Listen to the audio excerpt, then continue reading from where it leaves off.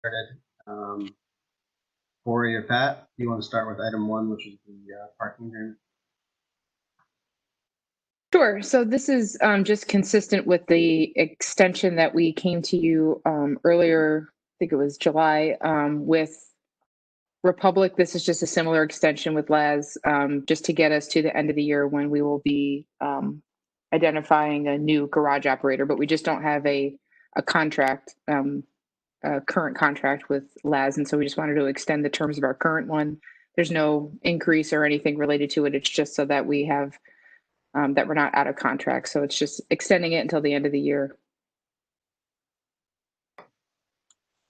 Councilors, any questions on this?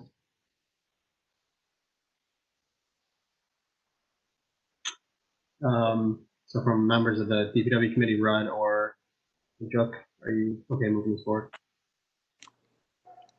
It's fine. What do you, are you okay with it? Okay. All right, thanks. Item 2, Mary from engineering. Good afternoon. Item 2 is related to the Butternut Dig Once project.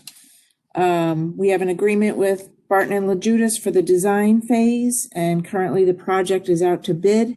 So this legislation is to request amending the agreement to add some additional design services for soil borings in the amount of $10,988, and then to add construction inspection services in the amount of $286,000, to make their total fee not to exceed $615,988,000. This is 100% reimbursement from SAM funding, but currently we are waiting for the grant disbursement agreement from the state.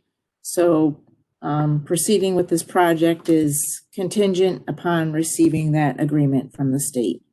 But we want to be, the project is currently out to bid. We were getting bids back September 22nd. We put language in the bid documents that the project was contingent upon receiving this grant funding. So we want to get the inspection services added to this agreement. In case we get the agreement from the state, then we can proceed with awarding the bid and hopefully starting some work this fall. And so, Mary, what's the overall schedule of the project? Well, it depends upon how the bids come in and when we receive the grant disbursement agreement, but we won't get very much work done this fall if the bids come in at a decent price and we get the grant disbursement agreement, which I'm going to call GDA, so it's a pretty long word. So we might start some sewer lining this fall, and then the project would predominantly take place all next construction season 2021. And we could finish next year theoretically? I think so. Yep. Any questions from councils on that? This is Butternut from Grant Boulevard up to Hillside. In brief, do you have I feel like I should be able to give this answer myself, but a description of what dig once means and what triggers dig once?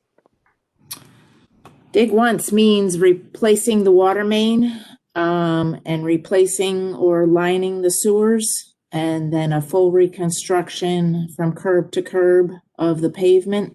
So we're not just milling and paving, we're reconstructing the full road bed. I don't believe we're doing all the sidewalks, but where the sidewalks are, there is some sidewalk work and then corner work. Actually, I think we are doing a lot of the sidewalks because we have to do the water services. I take that back. Any other questions on this item? It's Butternut from where to where? From the Grant Boulevard, the circle, up to Hillside. Okay, thank you. And the circles, we're realigning the circle a little bit too. It's not going to be a roundabout. Okay.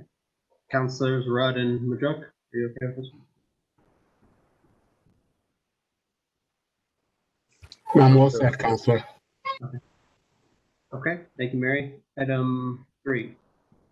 This is a new TAP project for creek walk improvements. There's a creek walk maintenance bridge that is on the northerly section of the creek walk between Maltby and Plum Street. And then we're rehabbing 2 original sections of the creek walk around Maltby Street and in the Inner Harbor area, amphitheater up to Bear Street, where the creek walk was originally built at 8 feet wide. So we're going to be resurfacing the creek walk and expanding it to be the minimum 10-foot width that's now required. We received TAP funds, so we're asking to enter into an agreement with Barton and LaJudas for preliminary and detailed design services for a fee not to exceed $193,000. And with TAP funding, you get the 80% federal funding, but we're not eligible for the 15% Marchicelli, unfortunately. The president will be very disappointed. Mary, how old is that section of the creek walk? It can't be more than like 20 years old, right? 1990s. So a little more than 20 years old. I can't remember in the 90s, but I think it was like I think it was early mid 90s because we did started Creek Walk Phase 1 in like 2000, and it was a few years before that. So when would, the schedule for the actual construction of this theoretically be? I think it's in about 2 years. 18 months to 2 years. So probably not 21, probably 22. Any questions on this from councilors? Councilors Rudd and Madruk, you okay with this? Sure, sounds good. All right. Okay, thank you, Mary. Thank you. Item 4, Water Department feasibility study. It's going to be Corey or Beth or Commissioner Awal. So yes, item 4 is the MOU to enter an agreement with Aqua to do a feasibility study. This is the recommendation from the Financial Review Board report. They recommended looking at what services we can combine, if any, and it doesn't make sense. The cost will be split. Half of our half of funding will be paid from the FRB money grant. Any questions?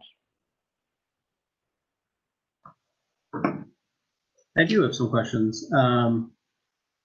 So I know on looking at the MOU, on section 2E, it says analysis of various options related to operations of the 2 water systems, including a final recommendation on whether to create a consolidated water system.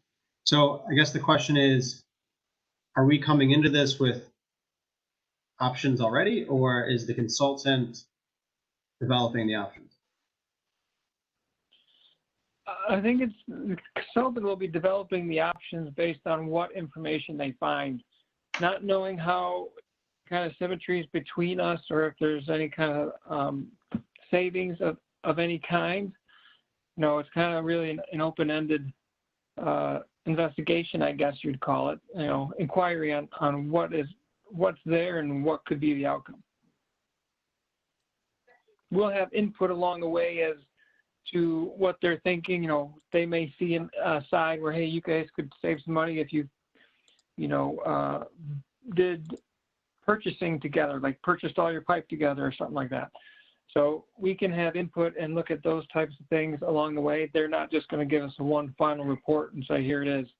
So we'll be meeting throughout the report and discussing their findings as they go along.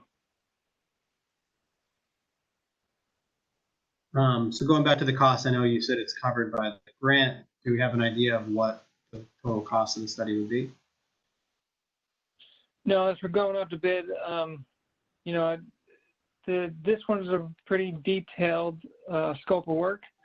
So I imagine the cost will be around $100,000, might be a little more, but our component will be covered by that grant money.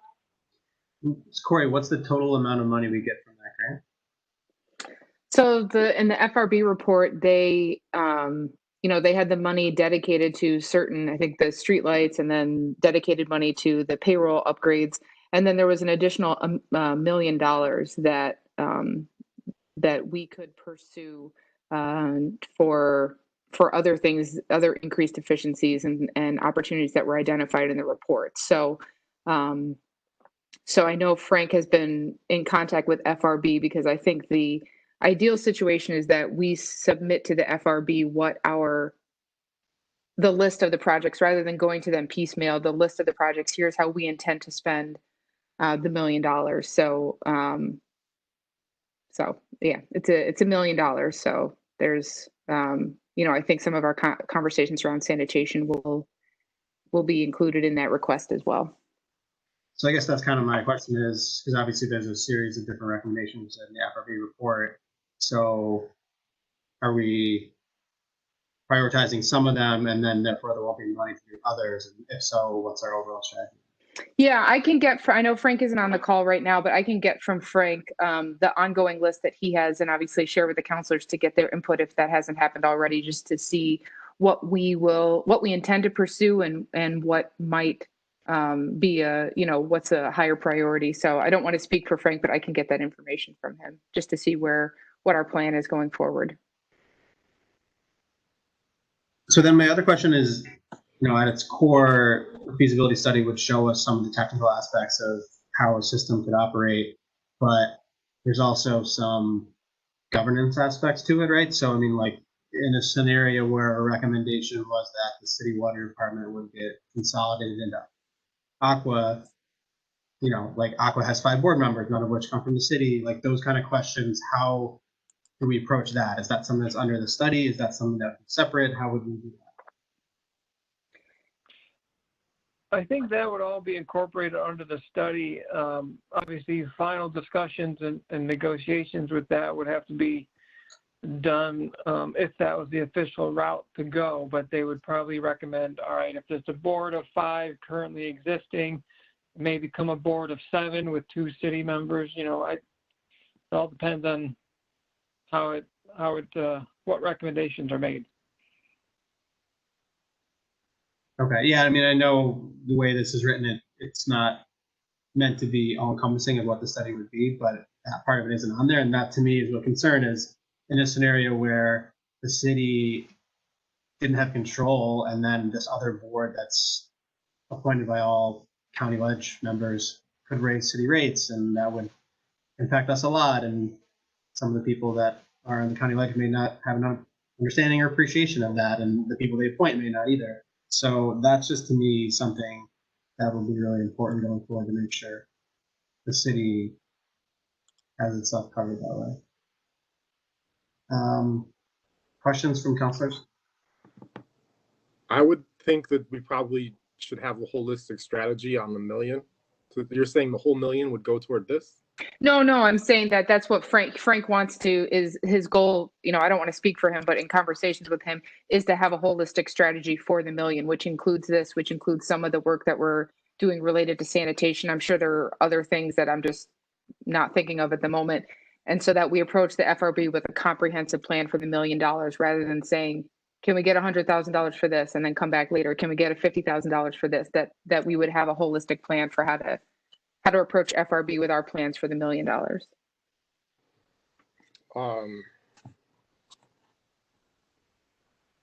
I guess just my big picture thoughts are, I read an article the other day about New York City and how they spend hundreds of millions of dollars on consultants, and they were criticizing that when they're laying other people off.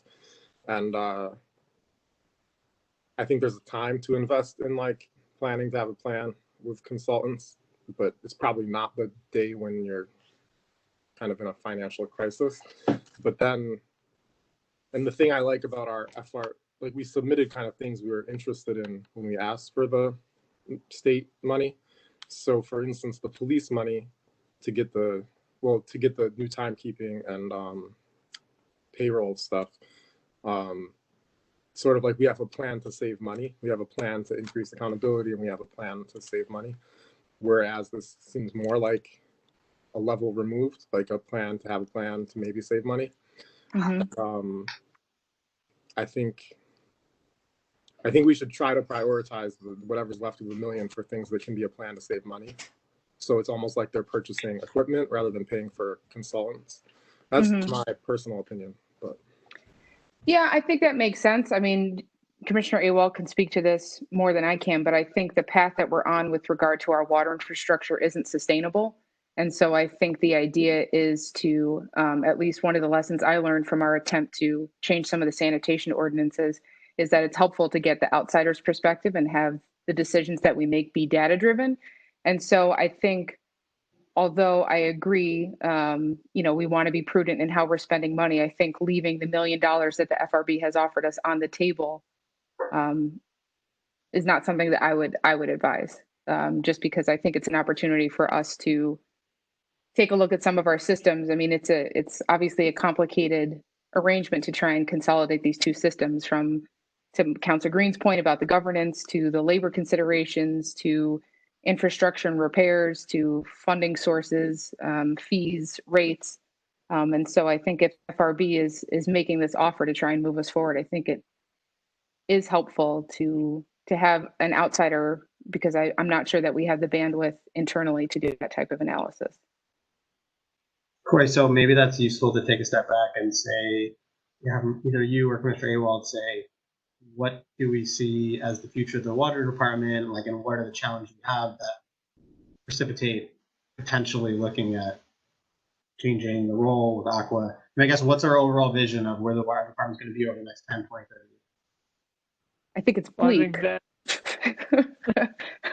but go ahead, Commissioner. You know better than I do.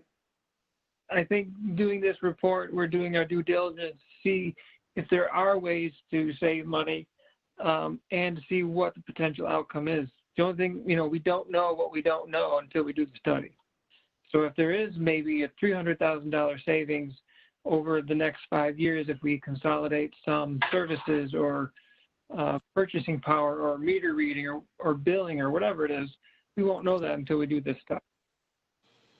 And now with the grant money, we can do the study with no cost to us to find out if there is a cost savings. But what do you know? I mean, you said you don't know what you don't know, but like, you run the water department. What do you know? What do you know we would save if we did?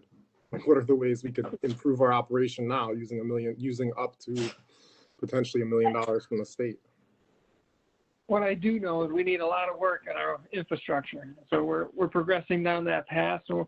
And we're going to gain some efficiencies with our CMMS system to be able to track and identify the hot spots which we need to address.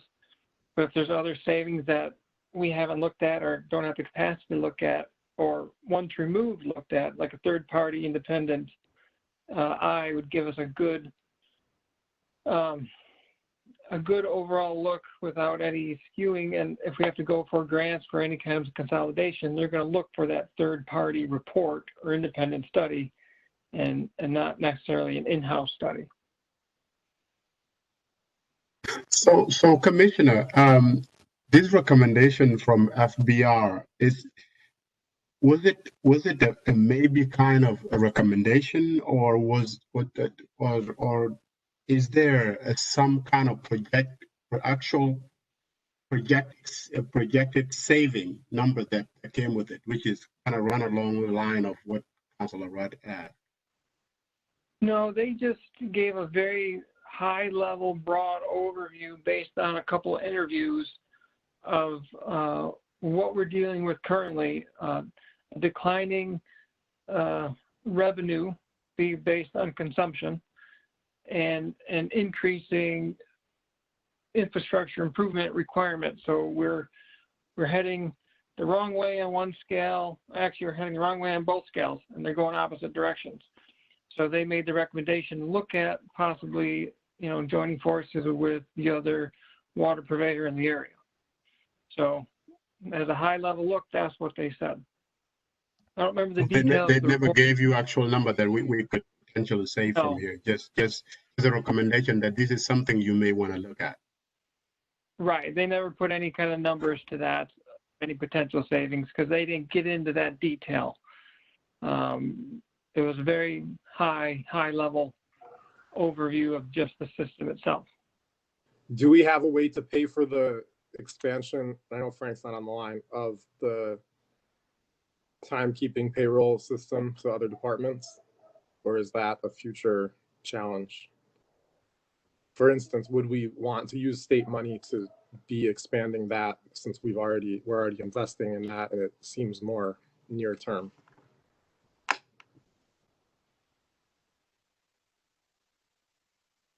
What the plan was for the $2 million and what that covers, whether that's the entire project or whether that's just a portion of it. So I'd have to defer to Frank and follow up with him. Another question, Corey, when you were saying we don't want to leave the money on the table, I don't think anybody here wants to leave the money on the table. So I don't think pushing back is saying don't leave it on the table, but what is the timeline associated with the state money? If you're saying don't leave it on the table, when does it go away? That I don't know. I don't know that they put a definite time frame on you need to get back to us by this amount of time, but obviously I'm sure there are a number of funding sources that are drying up across the state, and so we want to try and preserve our ability to spend this money when we can. I would have to defer again to Frank, just because he's been in close contact with the FRB and to see, whether or not they've indicated that there's any time frame. But to my knowledge, there hasn't been, but we want to try and move quickly, but not too quickly. Commissioner, can you remind me how much more does Aqua charge on the rate? Is it like 20% higher than what we pay? Oh, I don't have that number off the top of my head. I'm sorry. But it is. Is that in the ballpark? I can't. Unfortunately, I cannot pull that number, so I can't tell you if we're close or not. Let me see if I can find that information. I'll get back to you. Since I went through all the FRB reports when we put together a proactive proposal to the state when they gave this to us, and I don't remember looking at or flagging too many plans to have a plan for the FRB money. So I would like, personally, if I were the state, I think I'd be more hesitant to fund consultants with this than like the technology infrastructure or something that you need to achieve savings in the nearer term. So I would, as a board member here, I would just push us to be as close to like, here's how we believe we could save money since it's our operation, and here's what we can't afford to buy, and we want you to buy that so that we can do the thing that we should be doing with our operations. And the bigger like consolidations in general, I think have been hot to handle. So maybe not the best things to reach for when you're really trying to save money in the near term.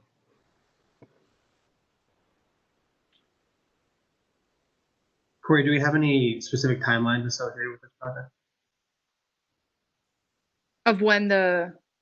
Of when we would want to embark on the study and how long it would take? Yep. I think we're looking at about a year to do the entire study. I could confirm that with Aqua, but I think that's kind of the estimated timeline. And obviously, as soon as we can start it, the better. Okay. I mean, other questions from councilors? Councilor Green, my only concern is I understand that there are money on the table, but I just feel like, using a study like this and have it come and have it collect dust on the shelf without doing anything with it. It's maybe another concern, but we'll worry about that later, but it's just, I don't know. It's a concern. This might be an item to hold for a session in committee to see if we can get an update on the FRB stuff and see so we have a plan for the whole big picture, because I think it's harder to have those bigger discussions with the whole council once it's on the agenda. This might be the appropriate time to. Yeah, so that's a great idea, council. That's what I was going to actually recommend. So I think we hold it. And then, I mean, I also think just even this study itself, I mean, the idea of merging our water department with Aqua is one of the most consequential decisions we would make as a council, right? So I do feel comfortable kind of taking it slow and making sure we're being thoughtful about that. So, so yeah, I think let's hold this one. Let's get the information, Corey, from Frank about how we're planning to use that pot of money for the FRB and make sure we're all in agreement on that, and then we can come back to this next meeting. That's fair. That's fine. I can work to find some dates. And to Councilor Majok's point, we are, whether it's through SMTC or things like, if this study were to demonstrate that there are significant savings, our goal is not to allow these reports to sit on shelves any longer. I mean, we're trying to, and Neil can speak to that, but we're trying to engage with organizations like SMTC that offer to provide studies and look at issues all the time in a way that's meaningful and not, pie in the sky. If we had $20 million, what would we do with James Street? Well, we don't have $20 million. So why don't we look at what we can do with sidewalks or what we can do to change, the traffic patterns around schools? Let's not have these studies that are done that then just sit on shelves and are not actionable. So it's a really good point, because obviously we all know there are tons of studies that seemed great and then just sit on the shelf. But I think if this study were to demonstrate that there are significant savings, that it's something that, we'd want to put into action if it's palatable to the city. So, Correct. So one thing though, when we talk about savings, I mean, ultimately, because it's the water fund, it's not like the savings would percolate to other parts of the city, right? I mean, really what the point is that the city's not in a financial position to invest in its water infrastructure, and that potentially partnering with Aqua would allow it to bring its infrastructure up to date, right? So when we say savings, it's not like it's the way savings people think of, where True. we can now use it for paving roads, doing anything like that. Right. And it could, even aside from financial savings, obviously our water department does a terrific job. But, there's also an argument to be made that if we could provide and deliver better service, less breaks, more money to put into the infrastructure of the water system, that's a consideration too. If this merger means that we're able to deliver more reliable service to customers, that would be beneficial as well. Who would be potential partners in this? Onondaga County and who else? For the actual study? Mm-hmm. I mean, I think the MOU as it's outlined right now is mainly Aqua. I think the mayor and the council have a seat in it too. I'm not sure. I'm looking to see. It doesn't call out the county ledge as being part of a party that needs to approve the study or anything like that. The MOU right now just calls out the mayor and the common council. Right, but I'm just looking a little bit like if we were to actually approve this and move forward, who would we be merging with? It would just, the Aqua is just an independent authority, so we would, and again, this is part of the study, is to see how does it look. Is it actually Aqua taking over the water department entirely? Is it, infrastructure wise, that doesn't make sense, but maybe if we were to consolidate our billing practices or that type of infrastructure. I mean, I think as Commissioner Awald indicated, there are a number of ways in which we could pursue consolidating services. It doesn't necessarily mean that the outcome of this study is that we want to get to a place where Aqua can take over the water department. The outcome is not predetermined. It's where are some places that we could have increased efficiencies between Aqua and the water department.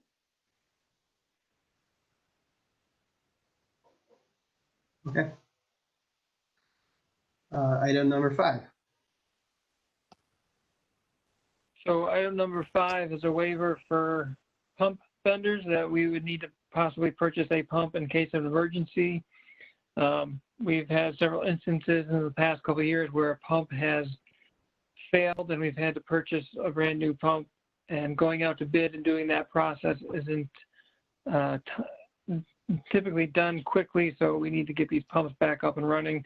This waiver allows us to go right to a vendor that we've used in the past that has the same pumps or compatible pumps with what we have now, that we can just purchase and get back into service as soon as possible. How many pumps does $25,000 buy? One?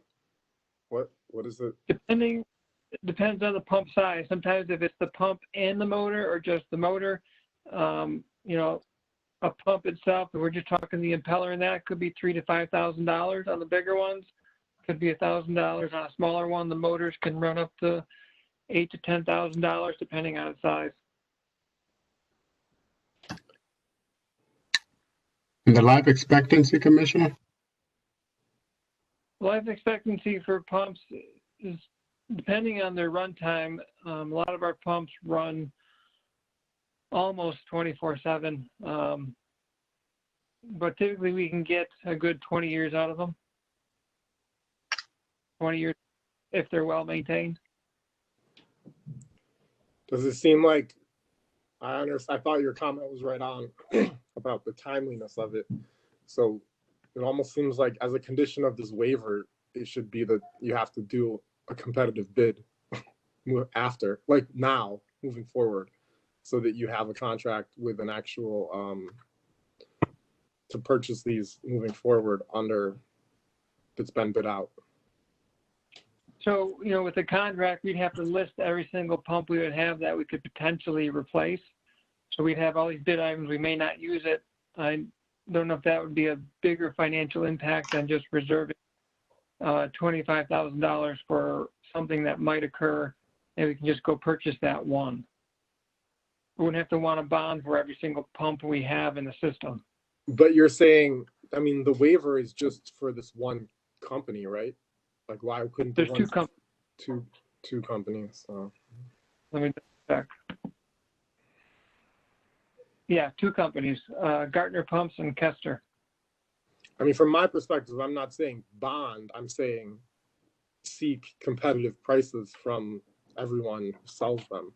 But I don't know. I'm happy to hear what the other committee members think.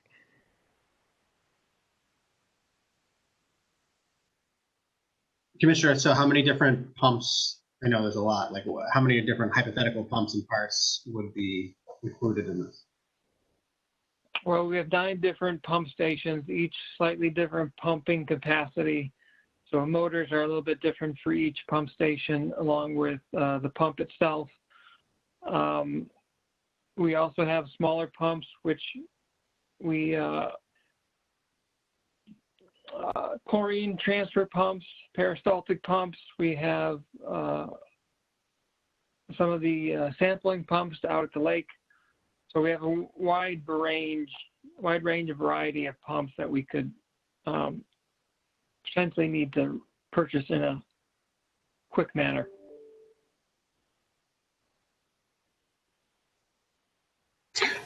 I just hear, you heard that you said a pump would cost $5,000, Commissioner?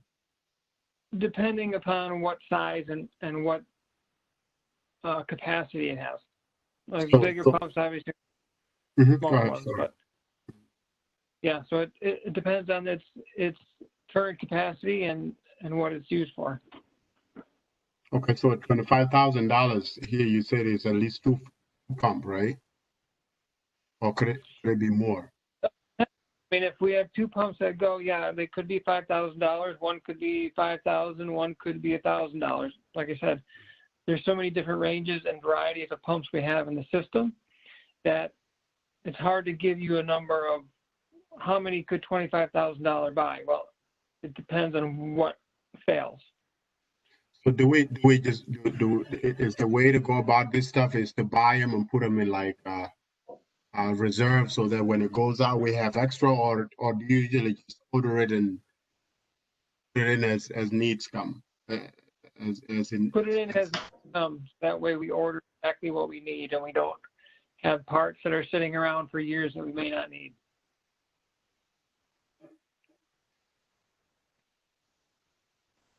This might be speculative, but if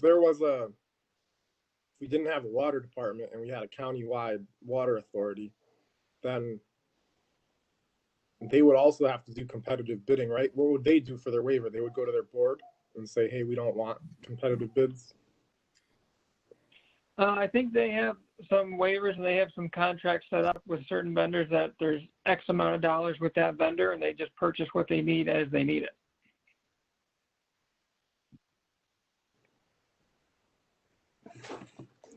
But we don't do, I don't understand. We can't, that's different from what we do. Well, they have a little different setup with how they procure things versus us with the council. I'm not totally familiar with how they do their practices over there, but yeah, we're just looking to have two suppliers that we can readily pick from if in case of emergency. Something we've done for the past, I don't know how many years. So. Now, just to go off a little bit, would something like this be something that the study would be considering in terms of purchasing and stuff like that, being able to, consolidate with an Onondaga account? Would this be a part of that study, of the previous item, or no? You're saying if we consolidated with Aqua, would they be doing the purchasing? So what I'm saying is, yes, we do our own purchasing in the county. Would we have like a centralized vendor in a sense that we can all go through, or would it still would the study consider something like this, with the county? I imagine it would, some kind of a centralized purchasing agent, but again, I don't recall all the details of what the study is going to look into at the moment. It seemed to me having a common vendor could potentially give us some savings somewhere. I don't know, but just like I said. Okay. When we waive competitive bid, do we waive all the requirements of bidding, like ban the box and all that kind of stuff? No, they're still obligated to follow. I mean, that's the city ordinance that they're obligated to follow. So that would be the kind of thing that's different with an authority, I guess. Okay. Councilors, Rudd and Majuk, are you comfortable moving this forward? Whatever you like. All right. Okay. All right. We'll put this on the agenda. All right. Thank you all very much for your time. Councilor Green, floor is being held, correct?